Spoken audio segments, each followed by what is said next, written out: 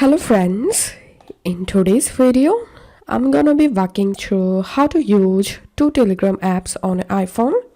First of all, go to your app store and install your first or main Telegram, and then go to your app store again and search for copy app, and all you have to need, just install this app on your iPhone, then tap on open, tap on this plus icon at the top right and search here Telegram. Once you get it, tap on Telegram, tap on done and enter here your second Telegram name and tap on submit, and here you will get your Telegram, so tap on that.